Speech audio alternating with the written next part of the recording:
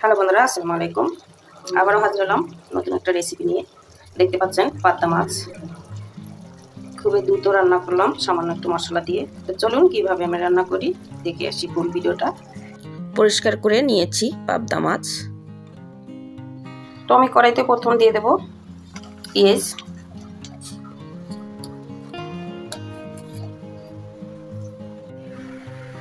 এক চামচ কাঁচামরিচ বাটা, এক চামচ পেঁয়াজ বাটা, জিরা বাটা।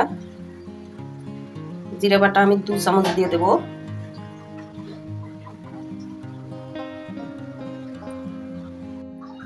পরিমাণ মতো লবণ, হলুদ গুঁড়ো পরিমাণ মতো, মরিচ গুঁড়ো দিয়ে দিলাম, আমি স্বাদ মতো দিয়ে দিলাম। আপনারা যে যেমন ঝাল খাবেন ওই অনুযায়ী দিবেন। ধনে গুঁড়ো দিয়ে দিলাম 1 চামচ। এখন দিয়ে দেবো পরিমাণ মতো তেল। আমি সয়াবিন তেল দিয়ে দিচ্ছি, আপনারা চাইলে কেউ সরিষার তেল দিতে পারেন। আমি এখানে 4 টেবিল চামচ তেল দিয়ে নিলাম।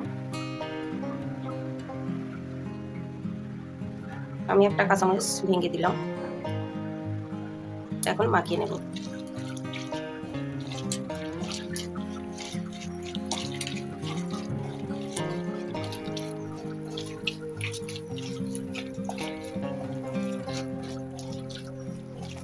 অনেক সুন্দর করে মশলাগুলো হাত দিয়ে মাখিয়ে নিতে হবে। এটা অনেক পুরান রান্না, আমার নানি দাদিরা এইভাবে রান্না করতো। তো আমি আজকে এইভাবে রান্না করছি আর রান্নাটা আপনাদের মাঝে শেয়ার করলাম। তো মাখানো হয়ে গেছে, এখন আমি দিয়ে দেব মাছগুলো।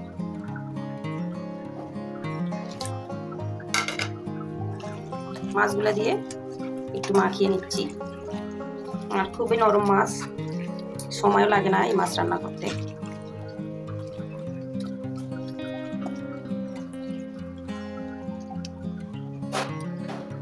তো মাখানো হয়ে গেছে, আমি সামান্য একটা হাতটা ধুয়ে দেব। আমি হাত ধোয়া পানি দিয়ে দেব, সামান্য একটু পানি দেব।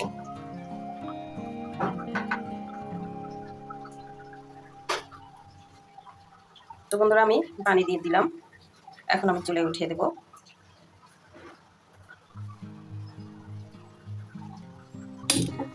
এখন আমি চুলা ধরিয়ে দিলাম, ঢেকে দেব। আমি 2 মিনিট পর ফিরে আসছি। তো বন্ধুরা আমি 2 মিনিট পরে ফিরে আসলাম।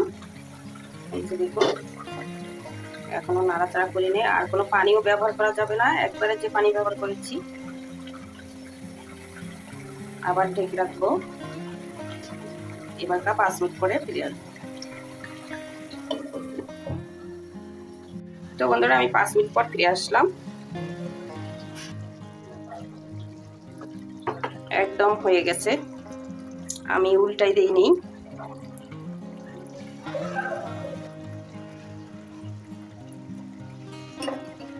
এখন আমি দিয়ে দেবো মাছের মশলা, ঘরে তৈরি করা আমার স্পেশাল মাছের মশলা।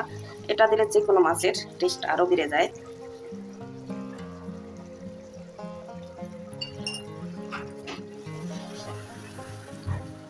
দেখুন কত সুন্দর হয়েছে। মাছগুলোতে ডিম আছে, পাবদা মাছে, তাই একটু নাড়াচাড়া করলাম না, উল্টায় দিইনি কারণ ভেঙে যাবে। তো বন্ধুরা তৈরি হয়ে গেল আমার হাতে মাখা পাবদা মাছের ঝোল রেসিপি, অসাধারণ এই রেসিপি। তো আশা করি বাসায় তৈরি করে খাবেন। আজ এই পর্যন্ত, ভালো থাকবেন, সুস্থ থাকবেন, আল্লাহ হাফেজ।